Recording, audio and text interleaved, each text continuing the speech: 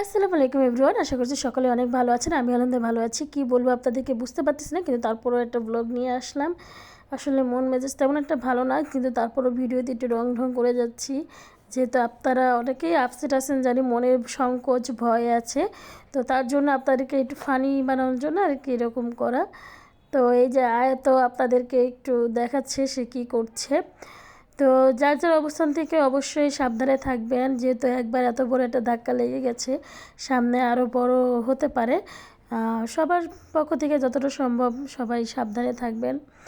আমি এই তো ভূমিকম্প হওয়ার আগ দিয়ে যে ভিডিওটা করতেছিলাম, আসলে কি বলবো বুঝতেছি না, মানে বলার মতো ভাষাও নাই।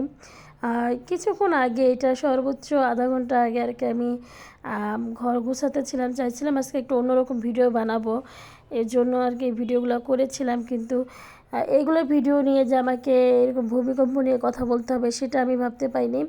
আর এদিকে আমার বিছানার চাদরগুলো ছিঁড়ে যাচ্ছে। আসলে এই বাসায় এত রোদ ঢুকে যে রোদে চাদরগুলো জ্বলে যাচ্ছে, চলে অটোমেটিক একাই ছিঁড়ে যাচ্ছে টান লেগে।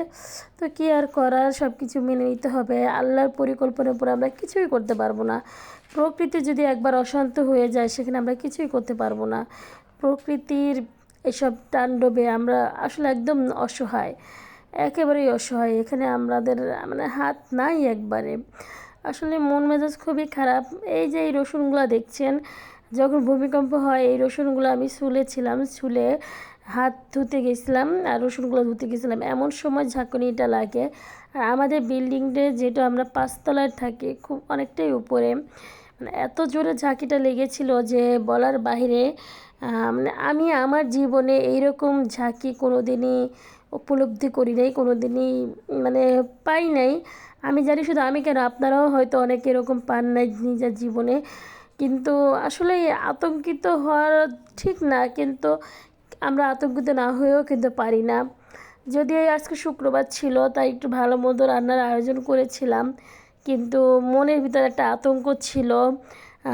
ভূমিকম্প শেষে ঘরে উঠে মানে এতটাই আতঙ্ক ছিল, মনের যে একটা আতঙ্ক লেগে গেছে, সেই আতঙ্ক কিন্তু আমরা সরাতে পারবো না।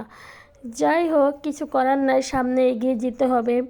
আল্লাহ যদি কোনোভাবে আমাদের এইভাবে মৃত্যু রাখে বা কোনো অঘটন রাখে, সেটা হবে, সেটা আমরা যেখানে থাকি আমরা ঠেকাতে পারবো না। আর যদি না রাখে তাহলে আমাদের কিছুই হবে না, এইটা আশ্বাস রেখে আমরা বাঁচি।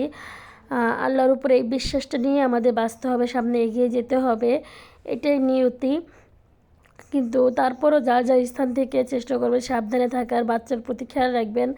যেহেতু একবার এত বড় একটা ভূমিকম্প হয়ে গেছে, সামনে কিন্তু আরও বড় ধাক্কা আসতে পারে, তাই খুবই সাবধানতা অবলম্বন করবেন, বাচ্চাদেরকে সাবধানে রাখবেন। আমি তো আবার বাচ্চাকে চেষ্টা করব নিজের কাছে রাখা, আপনারাও চেষ্টা করবেন খুব বেশি দূরে না রাখার জন্য, কেননা যেহেতু এই অবস্থা কখন কি হয়, খুব সাবধান অবলম্বন করবেন। তো আজকে ভিডিওটা এই পর্যন্তই। সবাই ভালো থাকবেন, নিজ নিজ জায়গা থেকে কে কেমন আছেন অবশ্যই কমেন্টে জানাবেন। আর যদি আমার ভিডিওর প্রতি একটু ভালো লাগে তাহলে অবশ্যই চ্যানেলটা সাবস্ক্রাইব করবেন। আর নিজ নিজ জায়গা থেকে সাবধানতা অবলম্বন করবেন, চেষ্টা করবেন একটু নিচে থাকার জন্য, টপ ফ্লোরে না থাকাই ভালো। তো আজকে এই পর্যন্তই, আল্লাহ হাফেজ।